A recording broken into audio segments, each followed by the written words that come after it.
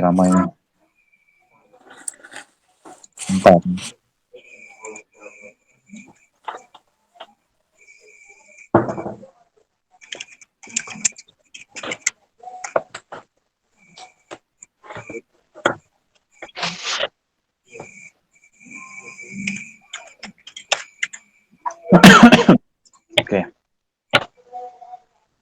Oke, ini aja. Mungkin waktunya 1 jaman, jadi kita aja dari sini kan jam 7.33 ya. Kita mulainya. Kita kan langsung aja dari jam 7.35 aja dibulatin ya. Kita akan lanjut 1 jam.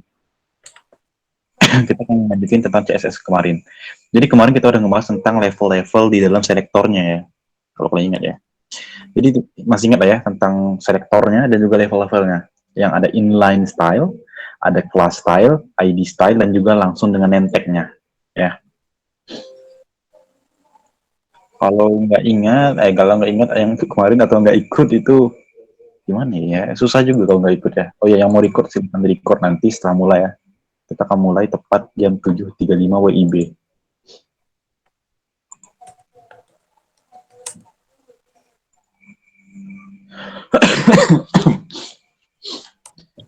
Asik. Iya.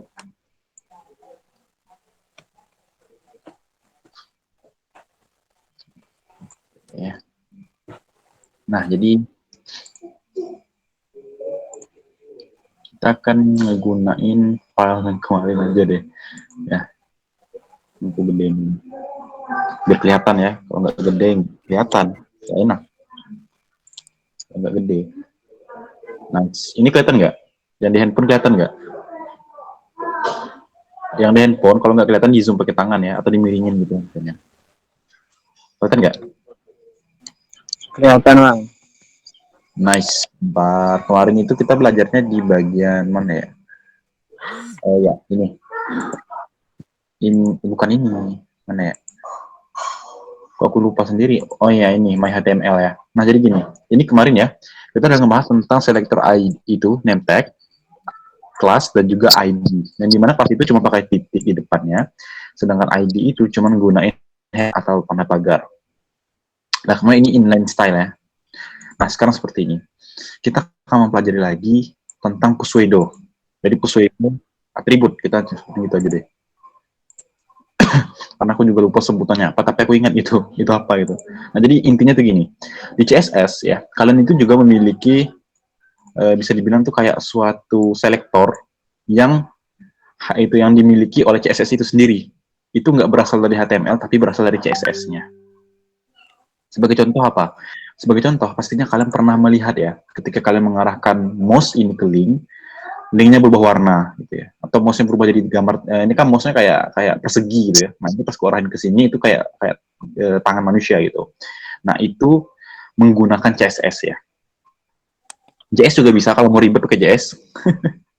Oke, jadi di sini kita akan mempelajari itu. Yang pertama ya, aku hanya akan memberitahu beberapa. Karena untuk selektornya bisa kalian cek di Google banyak ya, bukannya aku mau jelasin satu-satu, memakan waktu ya. Kalau aku jelasin satu-satu, kalian bisa cari sendiri karena dokumentasinya cukup jelas juga di W3 School terutama. Nah, di sini kok malah jadi ini HTML. Gitu mama atau gimana ini? Oke, jadi intinya di bawah ini aja ya. Nah, di sini akan aku komen. Nah, di sini aku tulis misalnya ya, kita akan membuat yang pertama itu adalah hover selector, hover pseudo ya. Jadi intinya gini, hover itu ketika mouse mendekat. Nah, jadi maksudnya gimana? Jadi seperti ini. Pertama ya, untuk menggunakan pseudo ini, kalian harus tahu ya, siapa yang akan diberikan pseudo. Maksudnya siapa yang akan memiliki turunannya. Sebagai contoh, kalian bisa pilih di sini mau pakai name tag juga bisa, mau pakai bisa, kemudian mau pakai ID juga bisa, atau inline style itu nggak bisa. Inline style nggak bisa ya. Nggak bisa inline style, dia cuma CSS. Jadi nggak bisa langsung di style ini aja, cuman kayak ini, hanya 3 properti ini. Kalian bisa pilih. Nah, sini seandainya kalian maunya itu pakai si ini dulu, namespace kan, name tag-nya ya. Nah, jadi kalian bisa gunain itu. Caranya gimana? Caranya gini. Kalian tuliskan nama dari elemen yang kita akan gunakan name tag, kan H1 ya. Nah, untuk menggunakan pseudo itu cukup menggunakan titik 2. Ini artinya pseudonya. Kemudian pseudonya apa? Di sini hover. tinggal saja hover. Nah, untuk penggunaan penulisannya itu seperti CSS biasa. Ya. Nah, di sini hover, nah, itu kan aku ganti misalnya colornya jadi misalnya jadi green ya. Nah, di sini akan aku buka udah terlanjur ya. Ribet juga buka Explorer gitu. Udah, nah ini file kita. Nah, ini. Nah, hello world yang kena itu hello world yang paling atas ya, yang merah ini. Nah, ini kalau aku arahin mouse, ini berubah. Karena apa? Nggak tahu kenapa ya. Apakah selektornya ada salah di sini atau itu ID H1.2 hover. Ops, ini importan ya. Aku baru ingat itu importan. Mari kita hapus importannya.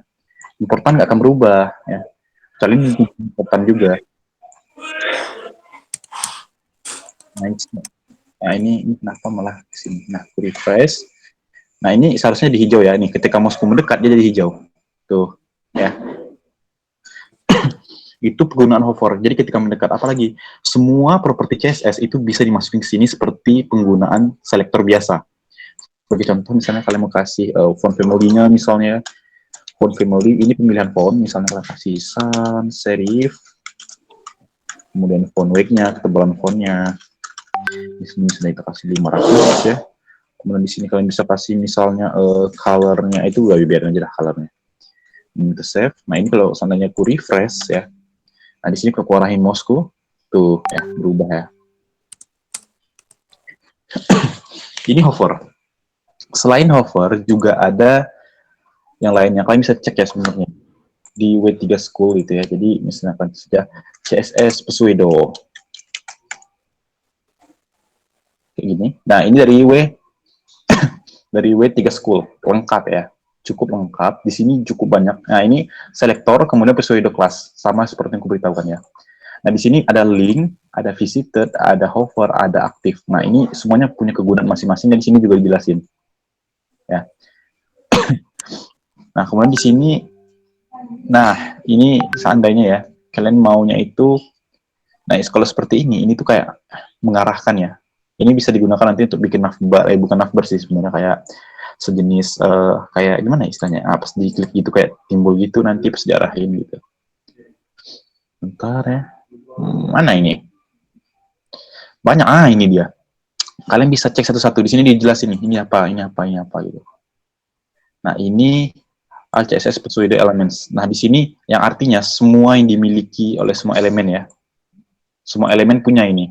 After, before, selection, dan lain-lain. Ya, ini ada semua sebenarnya.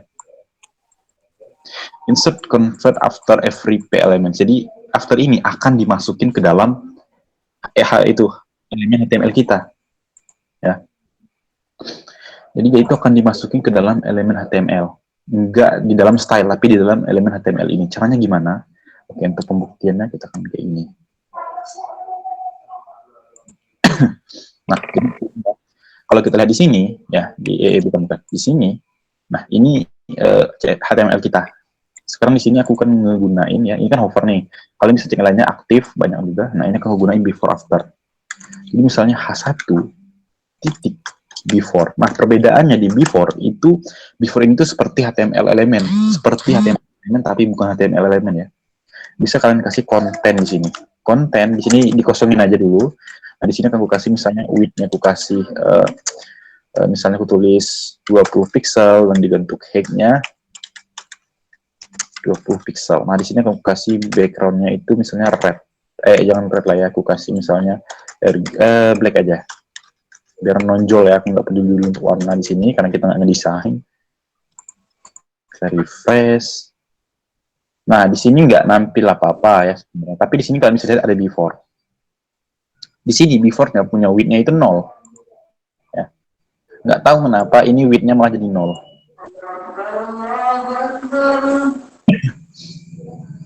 Ini baru.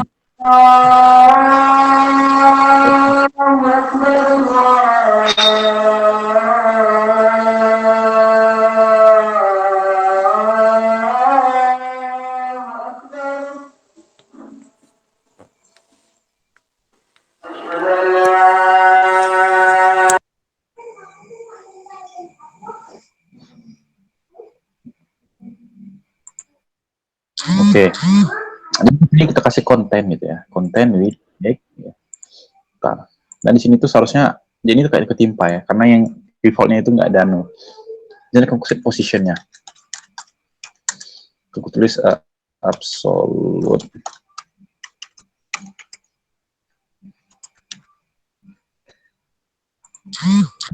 Di sini kan aku refresh. Nah nih, yang hitam ini adalah si before-nya.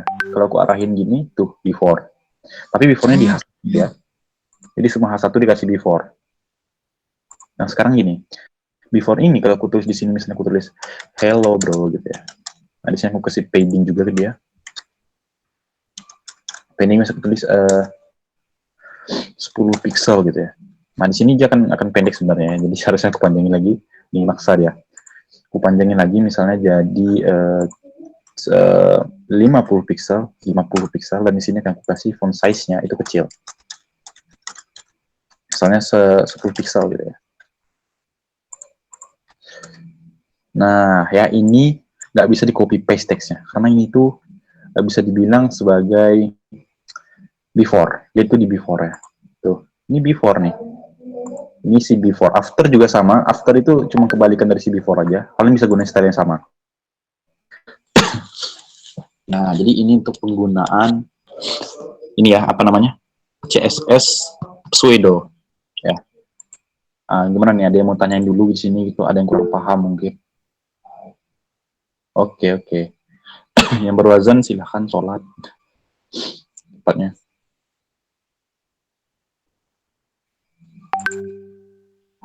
Jadi dia mau tanyain gitu masalah pseudo kelas ini.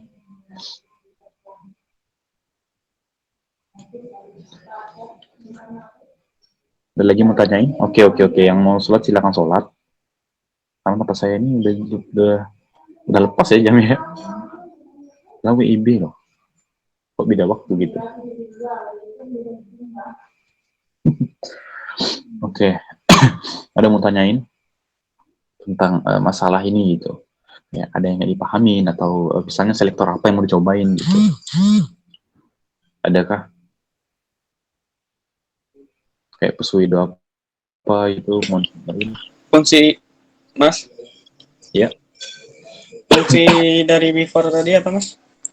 Oh, jadi before itu kayak menambahkan suatu properti style aja sebenarnya, tapi dia itu berlaku seperti HTML elemen gitu. Seperti HTML elemen, tapi dia bukan HTML elemen. Sebagai contoh di sini tadi ya. Nah, ini aku gedein ya. Kita nggak before-nya. Nah, kita nggak before-nya. Ini before loh. Ini di copy paste ya. Tapi before-nya itu bakalan berlaku seperti HTML elemen, tapi dia bukan HTML elemen ya. Nah, gimana tuh? Oh, paham. Nah, untuk after juga sama. Before dan after ya kan, sebelum sesudah. Yang artinya sebelum elemen dan sesudah elemen ditambahin. Maksudnya gimana sebelum sesudah? Kalian lihat di sini. Ini ada teks kan, hello world yang di belakang ini. ID itu kan sebelum teksnya ditambahin. Nah, kalau after itu sesudah teks ini. Itu sebenarnya.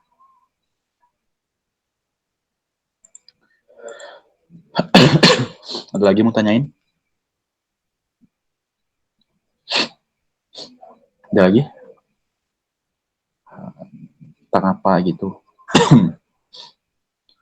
Mari kita lihat siapa aja sih nanti sini. Oh, lumayan lah ya. Temanku malah keluar lagi dari sininya, si admin yang satunya itu. Parah, parah.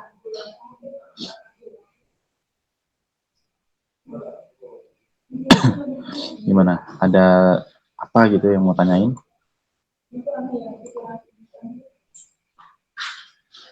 Halo?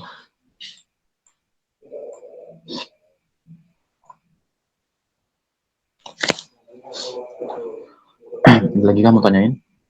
Karena CSS-nya ini tuh udah sampai ke dasar-dasarnya ya. Nah, untuk yang berikutnya itu kan bermain dengan selektor tingkat lanjut. Kenapa kemudian selektor tingkat lanjut? Karena selektor itu ada selektor yang khusus ya. Maksudnya khusus itu cuma untuk elemen tertentu aja. Nah, untuk pseudo itu juga yang khusus. Nah, oke, aku kasih lah ya pseudo yang namanya itu NTH child. Ya. Di sini tuh ada seharusnya NTH child ya. Nah, nih, nth child. Select every element, seharusnya nggak ada ini ya, nggak ada P ya, tapi cuma select every element that is the second child of its parent. Ini kalau dua ya. Di sini kan dua nih. Nah, ini kalau not selector dengan not select every is not P. Jadi di sini kalian bisa memilih selector tertentu dengan menggunakan pseudo. Ini untuk pseudo ya. Jadi pseudo itu juga banyak fungsinya nih. Ini kalian juga bisa memilih kayak ini. Sebagai contoh penggunaan pseudo yang sederhana, aku bakalan membuat suatu ini ya, suatu div gitu ya, div. Dan di sini aku kasih kelas saja, dan ini aku kasih misalnya box. Ya. Di dalam sini aku isiin tag P.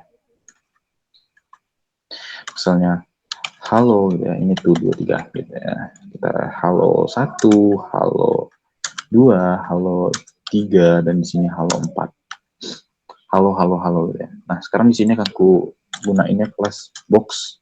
Nah, kemudian gimana untuk memberikan style yang ada di dalam seperti ini? Untuk mengambil selektor yang ada di dalam seperti ini kan di dalam tag lagi ya. Kalau ini kan enggak nih, ini kan di luar semua. Nah, ini tuh dia di dalam tagnya gimana?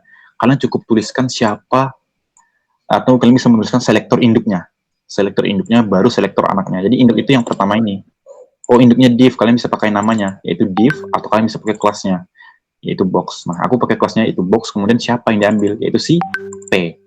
Udah, box ke P gitu. Ini artinya semua P ya. Semua P.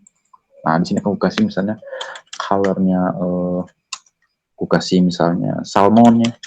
Dan di sini aku kasih font size-nya. Di sini aku tulis 20 pixel gitu ya. Nah, ini aku save. Nah, ini kalau aku kesini, aku refresh. Lihat, ini adalah si P tadi. Nah, paham nggak? Paham nggak nih? Untuk selektor yang kayak dalam elemen gini. Ini kalau ada lagi di dalamnya ya, tulis lagi di dalamnya gitu. Paham nggak? Gimana? Apakah cukup mudah dipahami gitu untuk yang selektor yang ini? Ini selektor di dalam selektor atau nested selektor lah ya kita nyebutnya ya. Karena penggunaan kata nested itu nanti bakal banyak ditemuin di JavaScript-nya, mau di PHP-nya, mau di Python, C++, Java, itu nested itu pasti banyak nanti. Pasti banyak bro ya. Oke, jadi di sini udah ada P. Nah, pertanyaannya gini. Gimana kita mau ngasih style ke P1 aja? Gimana nih caranya? Oh, kasih aja kelas gitu ya. Ya ribet ya. Bayangin kalau kita mau nyetin kedua itu beda, yang ketiga beda. Nggak mungkin kita kasih kelas satu-satu ya. Ribet ya. Jadi cara tercepatnya adalah gunakan si pseudo class, yaitu si nth child. Si nth child itu bekerjanya seperti properti yang lainnya. Jadi di sini kamu kasih lagi si box ya, si box p-nya, kamu kasih titik 2, dan di sini nth child gitu ya. Nah, ini anak keberapa? Ini mau keberapa nih? Ini hitungannya dari 1 ya. 1, 2, 3, 4. Oh, aku mau kasihnya yang ke-3. Nah, di sini kalian cukup kasih misalnya color-nya. Aku kasih green. Nah, ini kalau aku refresh ya, kalau aku refresh webnya, maka hasilnya seperti yang ketiga ini akan jadi hijau. Nah, seperti itu ya. Nah, gimana nih? Cukup mudah dipahami atau enggak nih? Di sini masih banyak ya, kalian bisa coba satu-satu gitu ya. Nanti ya, tunggu kita udah selesai materinya, kita akan lanjut ke CSS lanjutan, nanti pseudonya kita akan selesaiin semuanya nanti. Kita akan coba satu-satu pseudonya gimana gitu ya. Kemudian di sini banyak nih CSS ya kalau di tempat dia ya. Di sini advance ya. Kalian bisa membuat round corner, text, 3D transform, transition, animation, tooltip, style image, object position, buttons. Ini enggak sih, enggak terlalu sih. Yang penting itu flexbox, media query, box sizing, variabel juga ya terkadang sih. Ya. Kalau untuk variabel itu seingatku itu pakai root ya. Kayak gini ya kalau untuk variabel itu. Gini, root gitu ya. Nah, ini gini. Misalnya di sini namanya hijau gitu ya. Green gitu. Menggunainnya itu gimana? Untuk menggunainnya ini 3 kali atau 2 kali ya? Nanti misalnya aku kasih ke yang ini tadi, yang box ini, itu pikirnya gini. Var, seingatku sih var ini, dan di sini masukin siapa variabelnya, yaitu si hijau.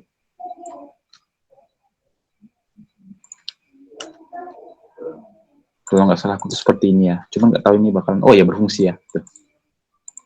Ya, ini penggunaan variabel di CSS. Beda ya dengan JavaScript, dengan lain itu beda Java, itu variabelnya. Oke, gimana nih? Ngapa aku buka WA? Gimana? Apakah ada yang mau tanyain gitu? Silakan tanyain. Tadi kita mulainya dari jam 1 gitu. Oh, berarti jam 8.35, jam setengah 9 ya. Baru kita berhenti. Gimana nih? Ada yang mau tanyain? Halo, halo, halo. Saya nunggu ini.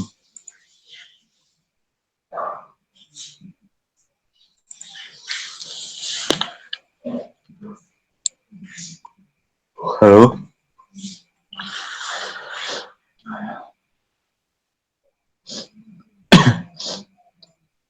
Halo. Setelah ini, kemungkinan materinya berikutnya itu ngebuat web sederhana. Kita nggak akan nyentuh JavaScript dulu, kita akan ngebuat web sederhana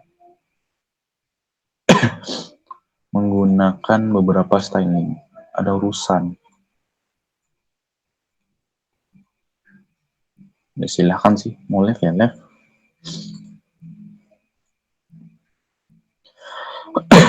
Ada yang mau tanyain?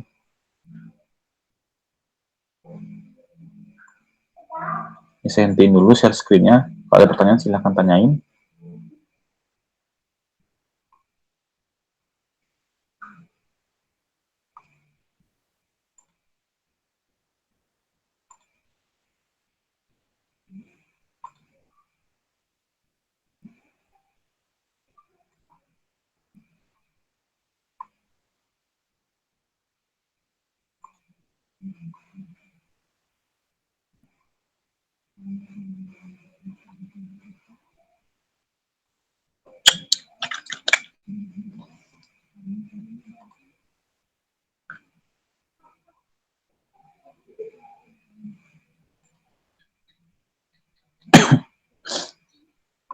Ini tentang CSS aja apa gimana Mas? Ada materi tentang FB. FB. Maksudnya Virtual Basic atau Visual Basic? Visual Basic itu bukannya ya? Bentar ya. Aku juga kurang tahu. Kalau nggak salah bahasa pemrograman.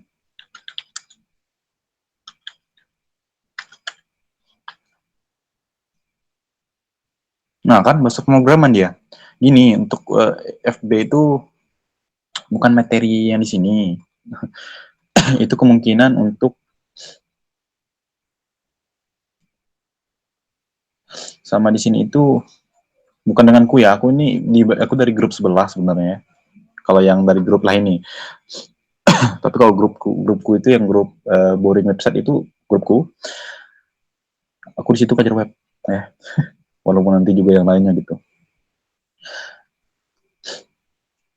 Nanti setelah dari CSS kita masuk ke JavaScript. Nah, JavaScript itu bahasa pemrograman. Nah, dari bahasa pemrograman JavaScript kita membuat web dinamis. Kita akan lanjut ke JavaScript, kemudian membuat web full stack, database. Ada database kan nanti kemarin mungkin yang mau buat mobile apps gitu. Mobile apps pakai JavaScript, pakai React Native atau pakai apa terserah ya.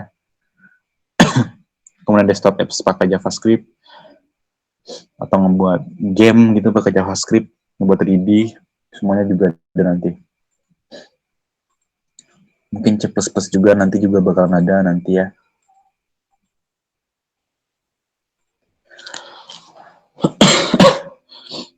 Nah, gimana nih? Lanjut aja, Mas. Nggak, bingung juga, nggak ada lagi yang mau dilanjutin. Materi besoknya lagi nih. Oh, materi besok lagi. Ya, jadi gimana nih untuk yang malam ini nih? Mudah dipahamin kah? Selesai. Kemudian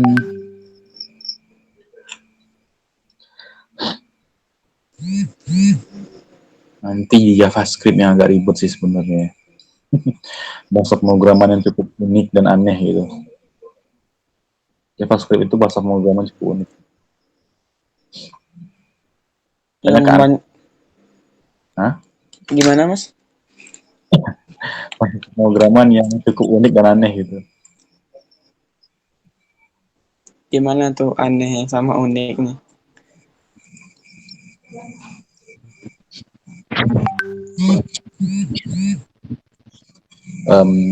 Gimana ya? Ya udah, aku bentar ya.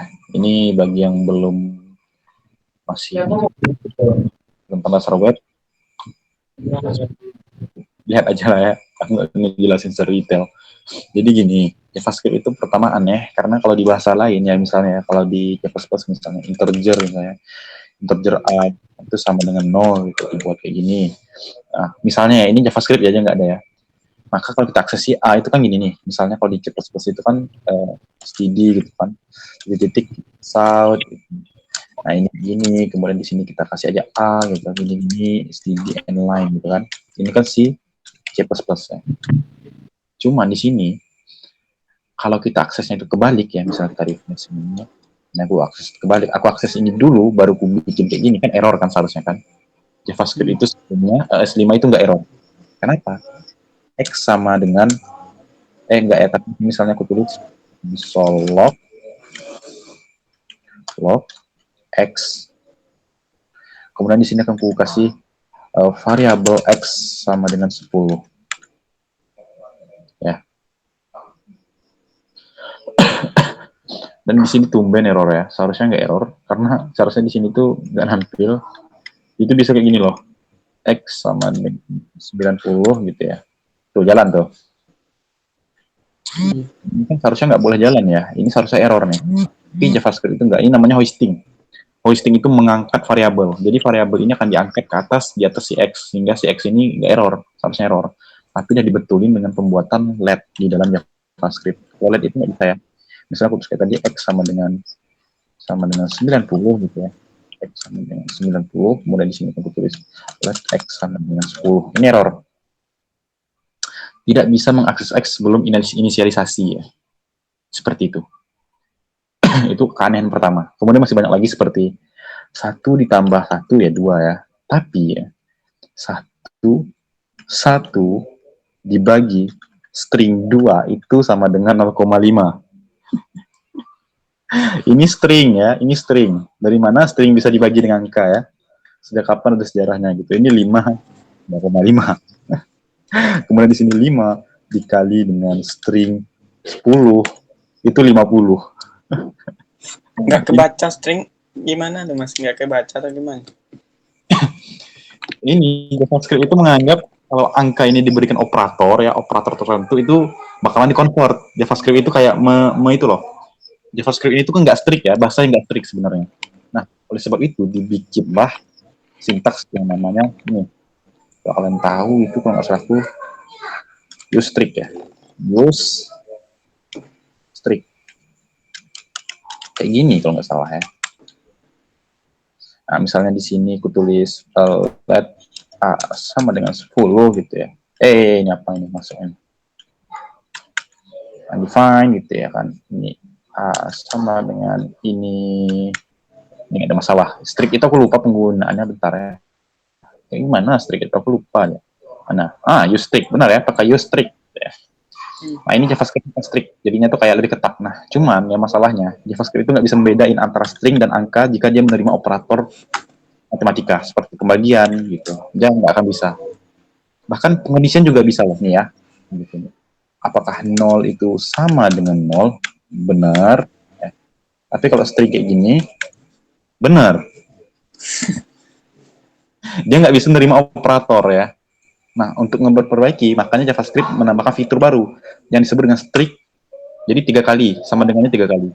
Kalau kita enter, false, dia tahu, oh ini tuh enggak, ini tuh string katanya, bukan angka. Tapi kalau kita kayak gini, ini tuh tahu dia, oh ini tuh angka katanya. Dia ini menganggap ini angka. Ini keanehan si JS gitu ya. Nah, kemudian di sini apakah yang string kosong itu sama dengan string 1 gitu ya? False, karena ya ini string ya. True. True, betul ya. Nah, di sini seandainya aku kasih array kosong. Apakah array kosong itu sama dengan false? False. Ya. Tapi apakah array kosong itu sama dengan apa ya? Array kosong ini kalau nggak salah itu true atau false ya? Bingung aku. Apakah true? Array kosong itu nggak true nggak false ya? Nggak ada yang sama. Oh, ini sama dengannya ini. Ini seharusnya false ya. Ini true seharusnya. Kan true ya. Jadi ada yang mau tanyain? Udah nggak ada kah? Nothing.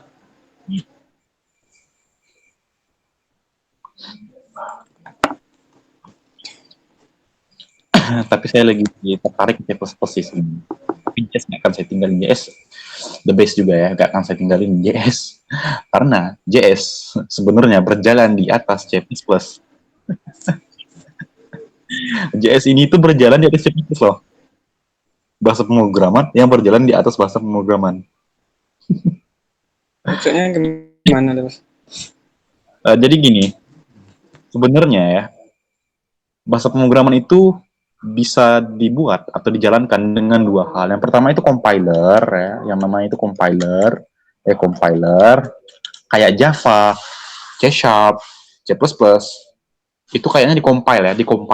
Dia menggunakan compiler. Nah, paham nggak? Kayak misalnya Java gitu kan, dia itu menggunakan compiler. Kayak misalnya si Java itu pakai si compiler. Nah ya, dia pakai compiler. Sedangkan si JS itu pakai yang namanya interpreter. Dia pakai yang namanya interpreter gitulah. Interpreter dengan compiler itu beda. Python pakai interpreter, bukan compiler. Kalian nggak pernah lihat hasil compile Python? Nggak ada hasil compile kan? JS juga sama. Jadi ini disebut interpreter. Interpreter ini tuh hanya menjalankan script. Dan JS itu menggunakan JS Engine. Ya, dia menggunakan JS Engine. Nah, si JS Engine ini ya, di JS Engine ini itu dibuat dengan C++.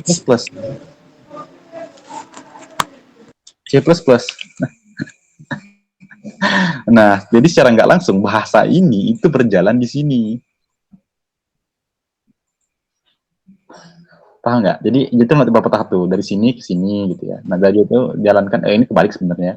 Seharusnya JS Engine ke interpreter. JS Engine ke interpreter. Nah, kayak gini. Makanya, kalian pastinya tahu ada yang JS Engine itu apa aja. Udah ada VH, ini dari si Google Chrome. Ada si Render Monkey, ini punya si Mozilla. Jadi, setiap web browser, ini Microsoft Edge ini punya JavaScript engine yang berbeda. Nah, JS punya JavaScript engine yang berbeda dengan si Mozilla. Itu makanya nggak semua web browser mendukung JavaScript tertentu. Karena JavaScript engine-nya beda-beda. JavaScript engine. Ini yang jadi permasalahannya.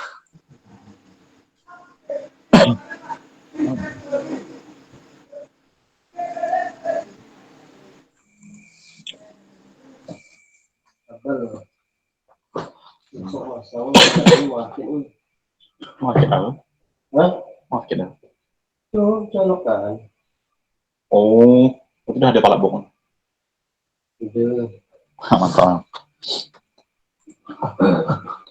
Gak ada yang mau tanyain.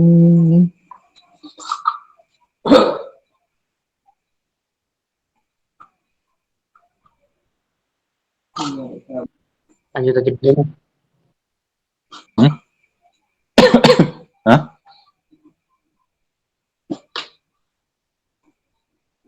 Belum belajar ngerut. Nah, itu gue tahu tuh. Itu Ngerut enggak? ngerut di apa router apa bukan router STB yang hitam tuh yang untuk di TV. Oh. Biar ngano apanya, Bang? Dia kan bawaan dari Telkom kan Gitu. Jadi kalau mau gunakan itu harus di root aja ya. Kalau nggak di root itu nggak bisa dipakai ya. Dan itu kawanku kan dia dengan dokter gigi, dia membeli jadi dia sistem bayar kan. Nah ini transfer ini. Itu anak kan dia.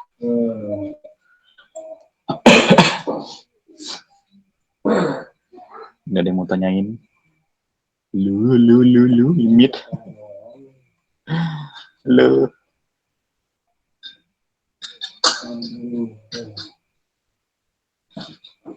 Lu.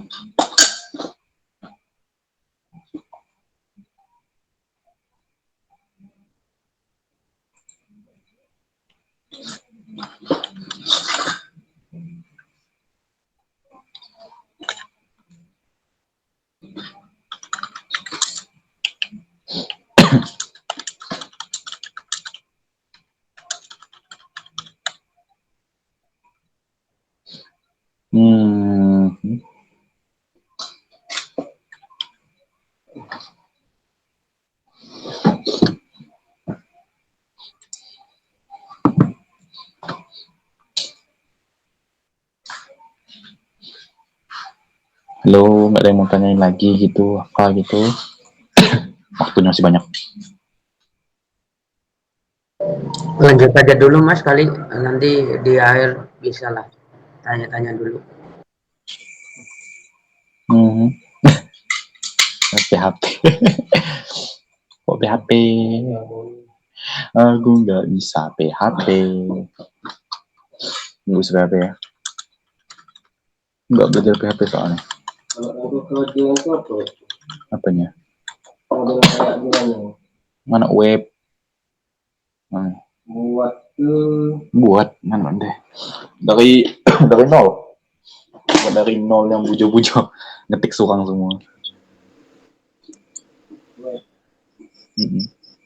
Jadi kalau digunakan itu seperti apa?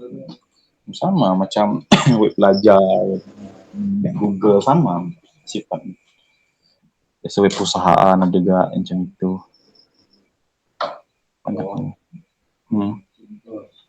Situs gitu, situs khusus. Cuman udah merambah kemana-mana dah. Udah jadi aplikasi ya. Udah hanya di web sekarang.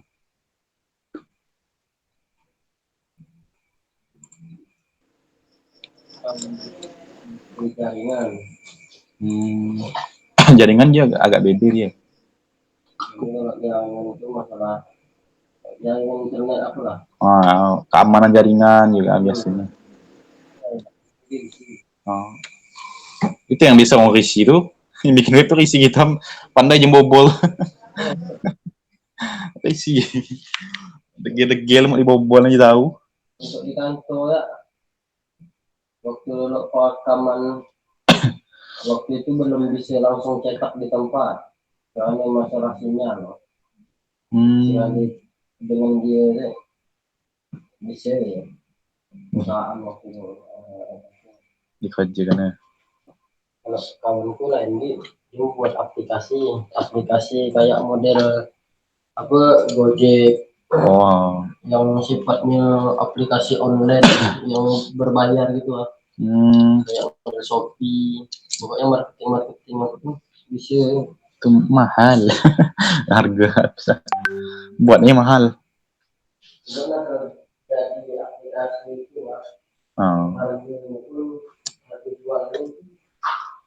Halo. Yep. PHP itu bahasa pemrograman khusus untuk back-end. Itu aja.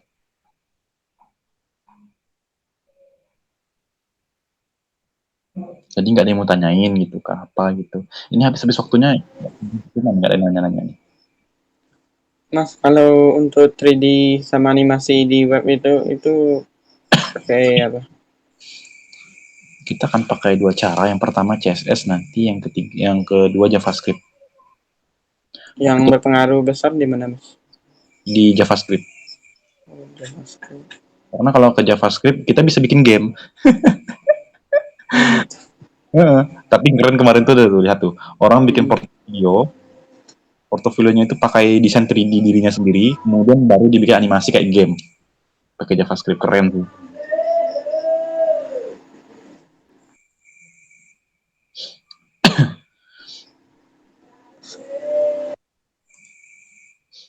Jadi mau 3D dua dimensi juga udah bisa ya, rata-rata udah banyak yang bisa. Oke, Bor.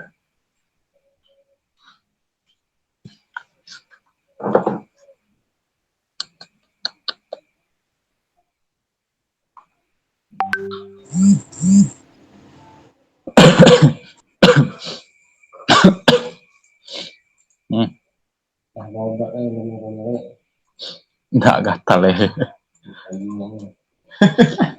Ada kabut lah. Jangan tegal kabut malam-malam sakit leher tidur. kalau vaksinnya sampai kakinya.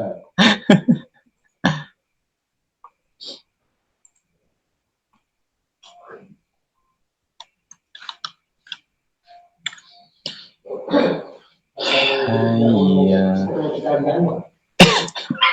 Beda pak, beda no.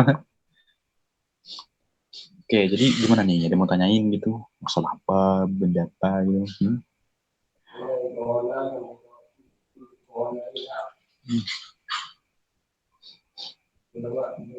Jadi, jadi kalau nggak ada lagi mau tanyain, ya emang nggak ada lagi mau dibahas. Meet-nya juga masih banyak, 15 menit lagi. Nggak ada yang tanyain gitu. Waktunya habis-habis itu percuma. Besok bahas apa? Oh ya, besok kita bakalan bahas tentang, nggak bahas, praktek. Ngobar ya, ngoding bareng, ngebuat web sederhana. Jadi webnya bakalan ada navbar, konten, header, footer, bakalan ada itu semua. Cuman landing page gitu, Mas.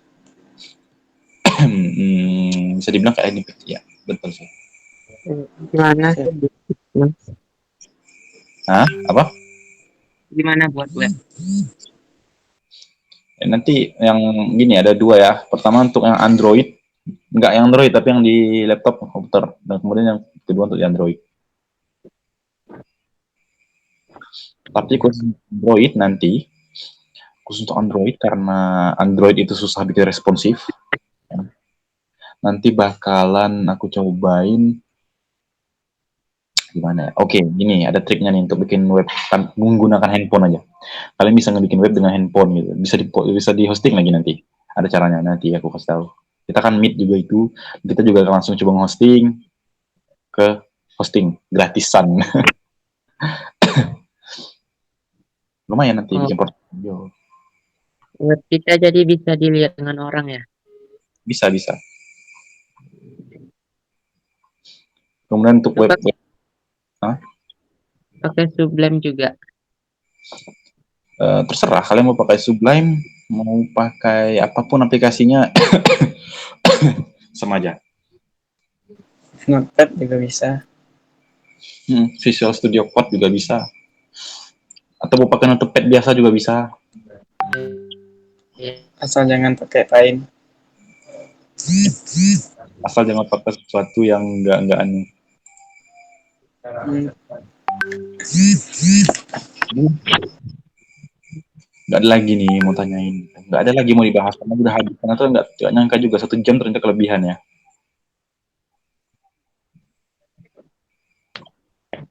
Ya, waktunya berjalan terus. Mau tanyain tanya.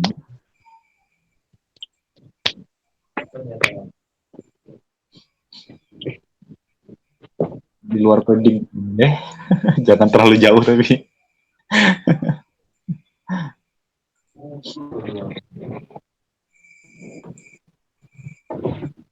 Ada lagi kamu tanyain?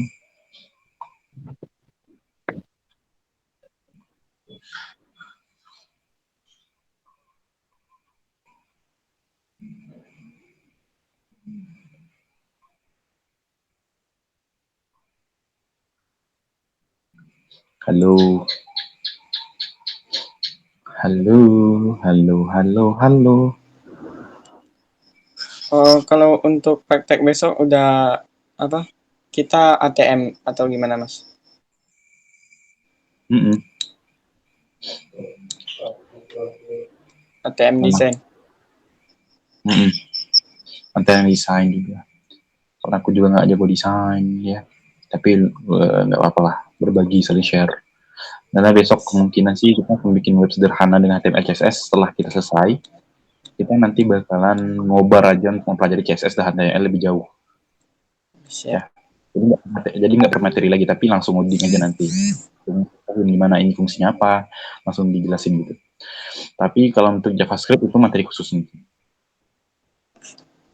Untuk ngobar itu kapan Mas? Minggu besok atau gimana? Ngobar ya besok mulainya. Besok. Kalau nggak ada halangan. Kita cobalah. Soalnya mau ujian sekolah. Nah, ini masalahnya gitu kan. Ada yang nggak bisa. Mungkin nggak bisa sholat siang ngobarnya. Karena ngobar ini nggak materi, hanya ngoding bareng aja gitu. Tapi langsung dijelasin sambil ngoding sambil dijelasin dikit-dikit gitu. Tapi bukan materi ya. Iya, bagus itu praktek langsung. Ini jangan sampai ngeganggu waktu Anda di sekolah. Bahaya. Iya sih. Serius, malas sekolah.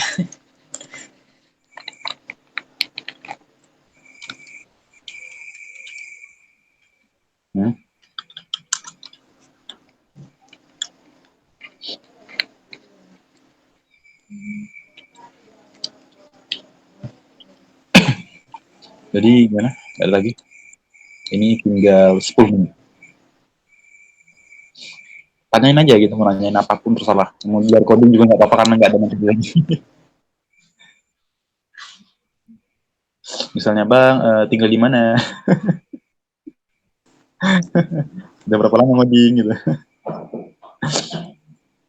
Kuliah di mana bang? Apa udah kerja? Masih sekolah saya, kan udah saya bilangin kalau nggak salah. Oh, kelas berapa bang? 2. SMK. SMA sih. Gue SMA. Itu penipuan publik itu. Hah? Penipuan publik nih. Iya. Santai aja gitu, aku nggak setegang-tegang gitu hidupku. Aku bukan orang yang kayak dosen atau orang yang lebih tua, enggak ya. Aku masih muda ya, masih jauh muda gitu. Santai. Relax, ngomong santai aja. Mau nanya aja silahkan gitu. Mau bercanda silahkan bercanda.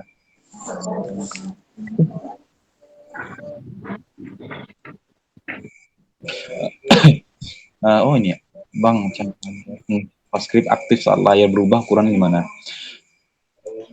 Ini, Ivan, Pak Ivan, ada Ivan. Bisa mati, laptopku mati, baterai lobet.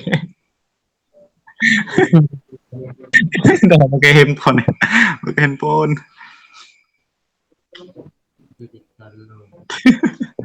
Habis baterai dia. Nah, mantap.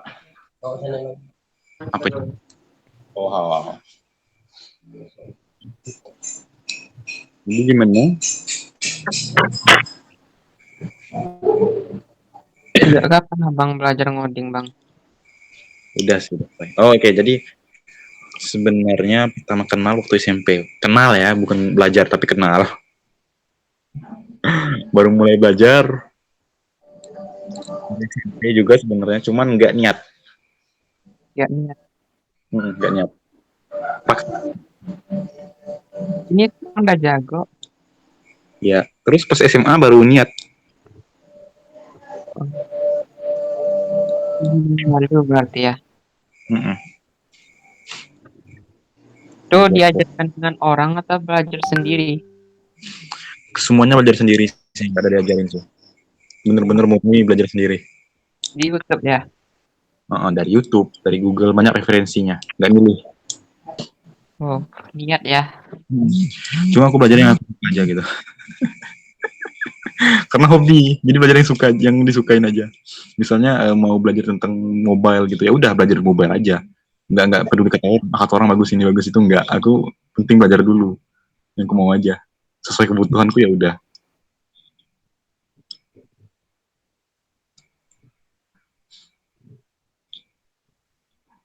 Jadi gimana? Nah, ini Oke. Siapa? Apa? Udah selesai. Udah. Aduh, telat. Bukan selesai sebenarnya, tapi nggak ada lagi yang mau dibahas.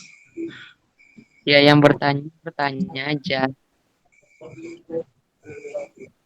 Masnya asal dari mana nih? Kalau boleh As- tahu. Saya orang Kalimantan Barat. Oh, Kalimantan.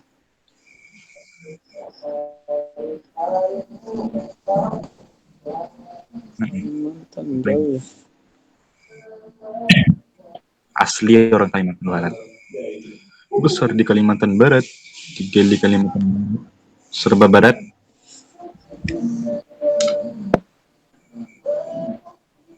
Masih ada bencana situ, Mas? Nggak ada bencana sih, malah jarang. Oh, ya. Yang kemarin tuh di Kalimantan mana?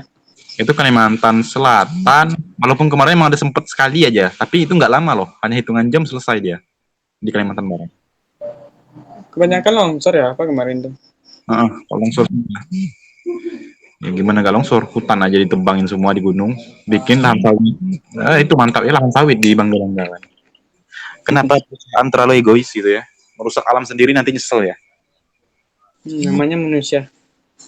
Iya, demi keuntungan sendiri gitu kan.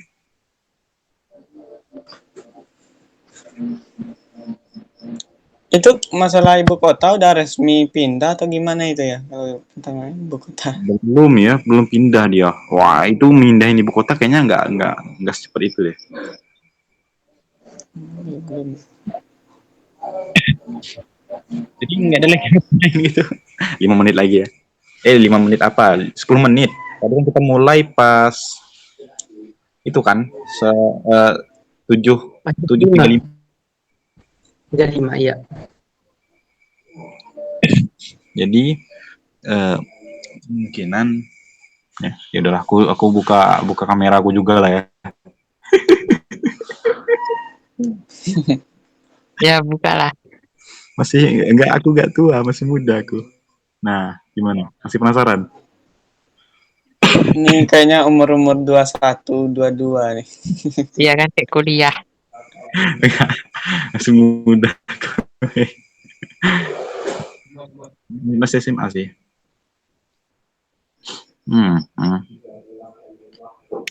Kayak kenal bang. Serius?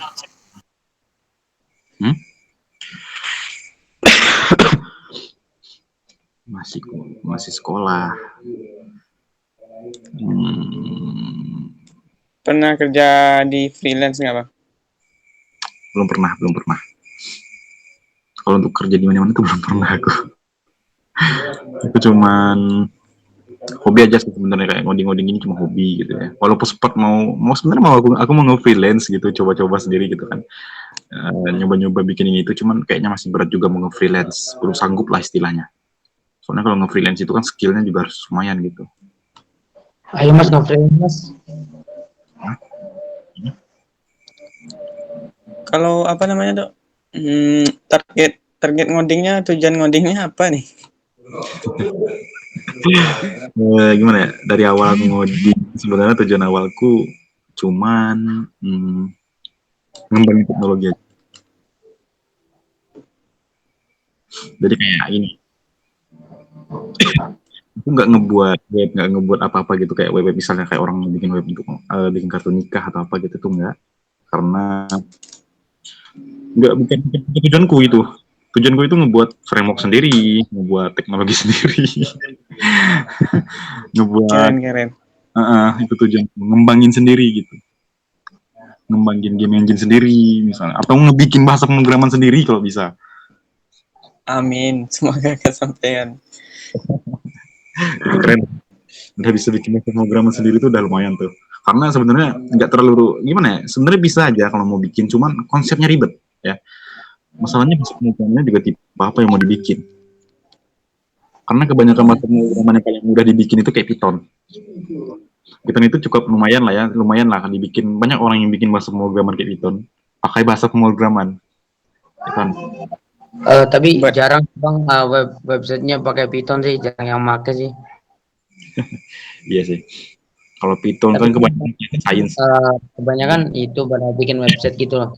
Kayak Python ya jarang digunain gitu. Lumayan jarang. Aku juga lebih suka ke JS dibanding kayak Python gitu. Walaupun dia juga dynamic dan juga sintaksnya lebih mudah, tapi lebih enak ke JS. Karena JS itu lebih enak lagi. Dynamicnya JS itu luar biasa sih, enak. Benar si dynamic si JS, pas aku coba ke C++, itu ternyata dynamicnya juga bisa dimirip-miripin, tapi nggak bisa disamain ya. Cuman mirip. Iya namanya ya namanya juga masih satu rumputnya masih enak lah.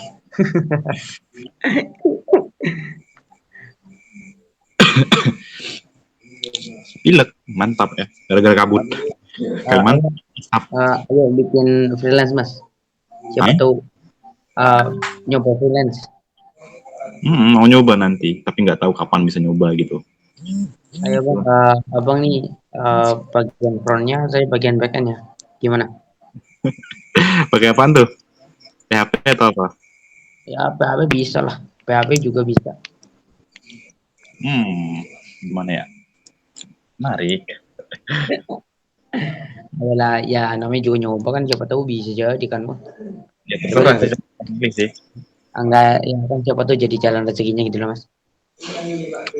Boleh. Saya di front end juga bisa, boleh sih, nggak ada masalah sih. Mau saya di front end atau enggak? Nah ya, saya ini udah ada project website, cuman ya gitu kurang tim. Jadi kalau ada yang error ya belum ada yang bantuin gitu. Gini, Dan sampai sekarang masih error. kalau saya nyentuh ke front end, saya nggak bakalan ngegunain .php ekstensinya masalahnya. HTML aja sebenarnya. Cuman kalau kamu pakai PHP, saya nggak bakalan pakai sintaks PHP untuk ngakses database. Ya juga sih, cuman ya siapa tahu gitu loh mas. Nanti kan ada tim frontnya, siapa tahu ada yang bantuin gitu kan, bisa jadi. Nanti bisa cepat jadi gitu. Daripada saya sendirian gitu, ya kan? Kalau saya itu sistemnya gini, untuk bisa ngakses database, saya nggak kayak PHP, pakai PHP gitu ya. PHP kan langsung ditulis di situ kan, langsung ditulis sintaksnya kan kayak MySQL, connect gitu kan. Saya nggak kayak Iya gitu, benar. saya pakai JavaScript, jadi pakai fetch. Kita nggunain API, nggak ngegunain kayak PHP langsung. Jadi pakai API lebih aman. Lebih aman, lebih nyaman. Saya juga pakai JavaScript deh mas. Saya juga. Pakai misalnya pakai Ajax istilahnya ya. Paling enak tuh pakai Ajax gitu. Kalau Nah, bisa nih, aku lebih suka pakai kalau Ajax saya jarang pakai, malah belum pernah nyoba sih. Mau nyoba-nyoba tapi belum ada waktu. ya. Kalau kita pakai Ajax, nggak ada reload sama sekali. Iya sih mas, katanya ya sekarang tuh Ajax enak banget tuh daripada CS. Nggak ada lagi yang pakai konsep reload gitu, nggak ada lagi sekarang. Kebanyakan itu tinggal klik langsung berubah datanya, nggak perlu reload halaman. Bayangin ya, kalau ada 1000 file yang harus di load, sedangkan kalian itu mereload terus, berapa lama loadingnya nunggunya? Ya cuman kalau pakai Ajax saya belum pernah nyoba, belum ada waktu ya mas. Ya cobain aja gitu. Sekarang udah ada fitur OS 6 library yang pakai jQuery itu nggak perlu lagi karena udah ada framework, bukan framework tapi sintak bawaan OS 6 ya, fetch. Atau kalian pakai Extension, itu juga enak. Berarti nanti otomatis itu di Ajaxnya otomatis. Itu pakai konsep async await. Async await JS udah nyentuh belum? Belum lupa saya mas. Udah belum ya? Itu OS async await itu fitur dari OS 2000 berapa? Itu OS 5 atau OS 6 atau tahun 2017 atau OS berapa itu lupa. Oke Bang. Silakan Dev. Enak ya kalau udah. Aku suka JavaScript karena enak banget konsepnya, mudah dipahamin gitu. Cuman daripada JavaScript mending Python kalau emang mudah dipahami gitu. Maksudnya mudah dipahami di sini artinya itu maksudku dalam konsep pembentukan algoritma programnya, bukan dalam sintaksnya. Ya kalau algoritmanya sih ya tergantung logika kita sih. Kalau logika kita jalan ya emang mudah banget. Lebih gampang itu logika di JS kalau saya sendiri dibandingin Python. Karena Python itu lebih fokuskan ke membaca dibandingkan ke logikanya sih.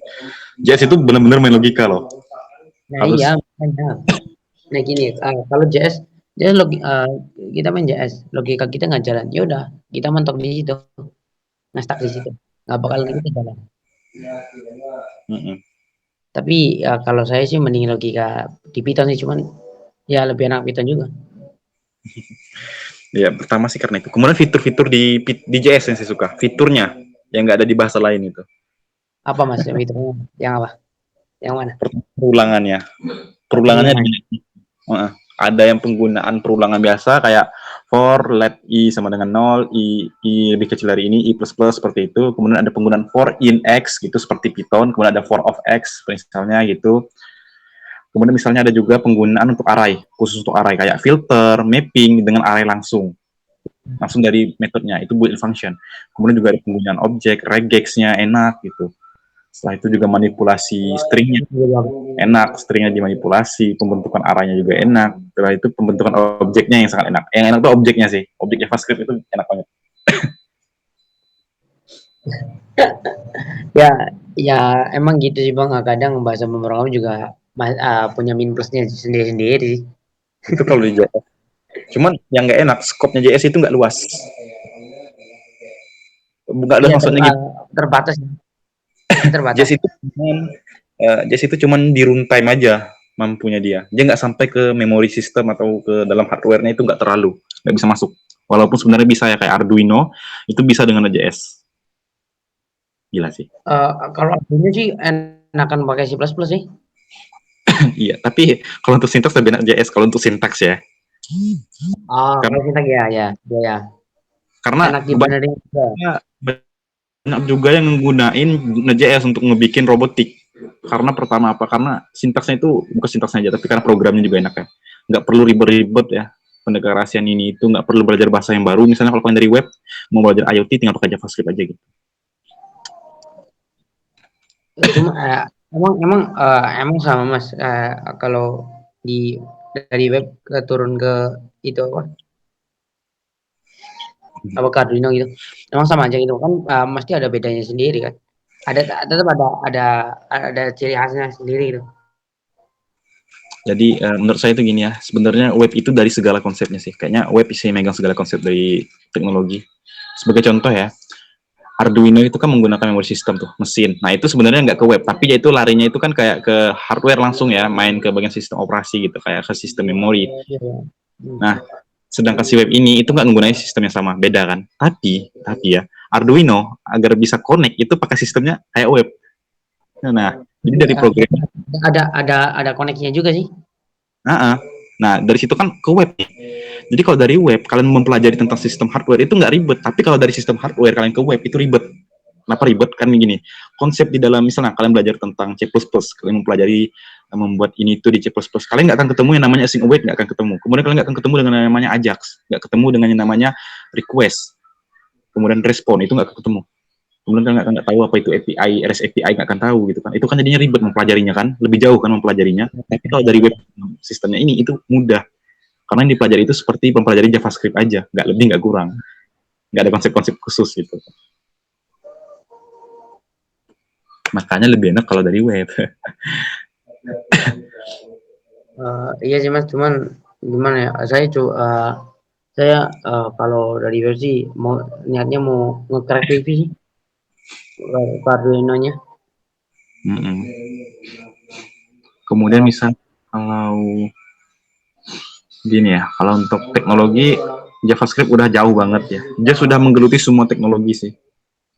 Mau dari robotik, IoT, sampai ke data science, machine learning, AI, dia juga udah menggeluti semua JS.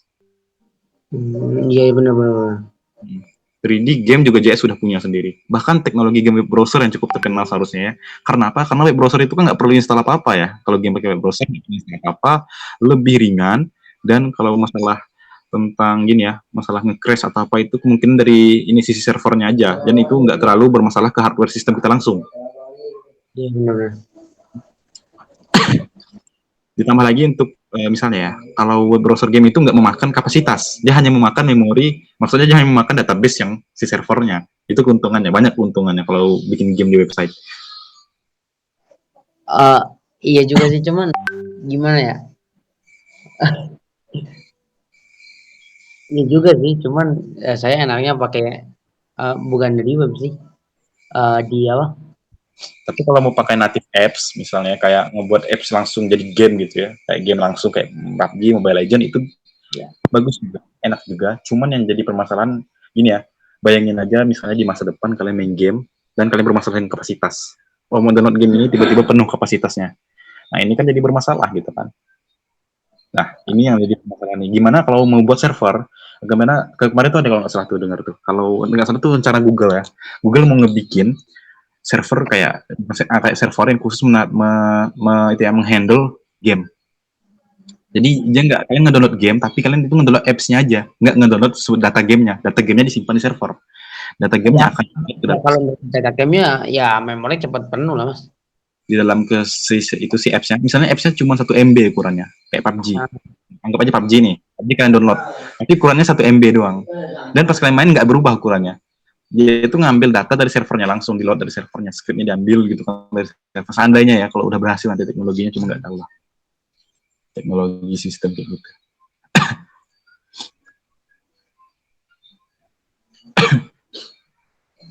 Mau pakai game engine juga bisa. Game engine tuh banyak jenisnya dah. Bahasa pemrograman yang terpopuler itu C, C++, Python, Java, C Sharp, JavaScript, Lua. Cukup terkenal tuh untuk bikin game. Walaupun juga ada bahasa pemrograman lain, tapi nggak terlalu terkenal sekarang ya. Yang terkenal, paling terkenal itu C++, C, C Sharp. Itu sih yang paling terkenal sih. Iya saya juga kalau ada asapnya buat gamenya itu juga biasanya pakai C, C++, Python, Java. Ya cuman Java kalau error ya ribet banget. Aku kemarin error di Java itu gara-gara si switch. Barah ya switch ya. Perulangannya. Bukan, switch catch, pengkondisian. Oh pengisian. Ya kan di Java kan ya switch juga perulangan. Switch di Java itu switch di Java itu primitif, masih primitif. Dia hanya mau konstanta nilai integer, nggak mau nilai yang lain. Nilai float boleh nggak ada? Nilai float nggak? Mau? Nilai apa? Nilai float. Nggak mau jadi nilai float. Dia bilang konstanta integer. Kalau udah disebut ya nggak boleh diganti variabel, nggak boleh diganti string, nggak boleh diganti nilai berapa apapun, harus integer aja di dalamnya. Primitif banget ya? Jadi primitif, bahasanya itu masih primitif di bagian case, tapi nggak masalah karena masih ada if. Iya, benar. Kemudian kemarin aku nyoba di JS ngelakuin itu, kemarin ada studi kasusnya sih, unik sih studi kasusnya. Jadi di pintunya itu ngemasukin input data dan kita ngegunain pengkondisinya pakai switch dengan perulangan. Yeah. Sebenarnya nggak ada perulangan, cuman aku sendiri yang ngakalinnya pakai perulangan dan akhirnya ternyata berhasil ngangani kasusnya dengan JavaScript, dengan Javanya gagal. Boleh nih mas diajarin JavaScript lagi lah, lebih dalam lah. Enak lah JavaScript loh. Ya saya juga belajar, cuman ya nggak dalam-dalam banget. Saya lebih ke PHP-nya gitu. Sebenarnya kalau misalnya banyak yang tahu ya sebenarnya JS itu udah kayak gimana, pasti PHP itu udah nggak terlalu, karena di luar negeri pun PHP katanya udah nggak terlalu dipakai lagi, nggak tahu Ya, kenapa. Kalau sekarang kemarin masih dipakai. Tapi kalau sebelum si Node.js keluar, si Python juga merajalela itu enggak ya? Si Python merajalela lah di sana pernah. Bahasa pemrograman yang paling banyak digunain sampai sekarang ini Python, JavaScript. Tapi yang paling terbanyak, yang pernah paling terbanyak itu JavaScript. Iya, Tahun 2000 di Stack Overflow, pertanyaan yang paling banyak diajukan JavaScript, 70% dari semua bahasa pemrograman. Bukannya Python? Bukan si Python, tapi si JS di Stack Overflow. Kemudian GitHub juga bilang bahasa pemrograman yang paling banyak di-push ke GitHub itu JavaScript. Jadi dari survei semuanya itu JavaScript yang paling banyak digunakan di seluruh dunia. Tapi kalau bahasa pemrograman sih, ya kalau bahasa pemrograman yang dikabarin ya, kayaknya sih banyak orang yang beropini. Ini opini aja ya. Ini opini nggak Nggak sih. Kebanyakan tuh orang bilang tuh kemungkinan JavaScript dengan Python yang bakalan naik terus. Tapi kalau menurut saya sih yang paling konsisten itu paling Python. Kalau JavaScript bisa naik turun. Cuman kalau Python itu stabil. Nah, enggak sih. Seharusnya gini, stabil ke JS daripada gini, seharusnya lebih stabilnya itu ke JS sih. Kenapa ya? Jadi gini, di fitur di gini ya, karena pertama itu bukan karena ininya, tapi karena pertama komunitasnya, kemudian frameworknya, developernya juga. Komunitas di JS itu nggak tahu jumlahnya berapa banyak ya. Pengguna React aja deh, pengguna React. React itu dari tahun 2013 sudah ada. Walaupun lebih tua framework Django misalnya ya, untuk backend. Node.js itu dari tahun 2010 ya. Si Rich Hall atau apa lupa aku nama si pembuatnya itu, Sirian apa itu dia ngebuat Node.js. Nah, itu ceritanya dia ngebuat itu gara-gara tugas. Itu dari hobi ya. Dari hobi terus sekarang jadi kayak jadi framework gitu. Nah, dia itu mikir gimana caranya ngebuat web server yang ada tuh, aku lupa dia nyebutnya itu apa. Dia nyoba ke C++, ke Java, ke Lua, ke PHP, nggak ada satupun yang sesuai. Tapi dia tahu hanya satu bahasa pemrograman yang punya fitur yang dia mau, JavaScript. Tapi JavaScript itu kan nggak bisa dijalanin di luar web browser. Iya. Ceritanya, akhirnya dia berpikir gimana JavaScript-nya dikeluarin dari web browser. Jadi yang dibongkarnya itu Google Chrome. Google Chrome diambilnya si VH Engine, dikeluarin, dibungkus pakai bahasa C, dan jadilah si Node.js. Akhirnya bisa dieksekusi di browser. Berarti ceritanya ya mirip sama Linux ya. Mirip dengan Linux. Kok mirip dengan Linux? Ya soalnya gini, kalau Linux ya kayak gitu juga. Pertama dari apa? Dari hobi, kalau hobi apa atau enggak itu tugas kuliah lah. Nah sekarang sampai sekarang kan jadi OS. Ya. Oh, nah jadi sebenarnya seperti itu sih sejarah sampai JS naik gara-gara Node.js. Kemudian 3 tahun kemudian Facebook naik lagi. Facebook ngebikin yang namanya React. MongoDB lah gunain JS, dan hampir banyak teknologi yang menggunakan JS. Google aja menggunakan JS kebanyakan.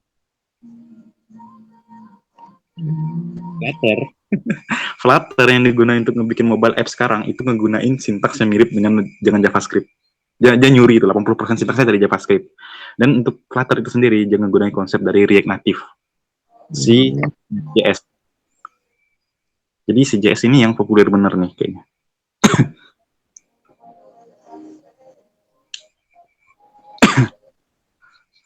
Bayangin aja gitu kan, sudah serba ke JS. Kemudian JS juga punya namanya service worker. Ini udah ketemu juga nih nanti ketemu dengan namanya service worker.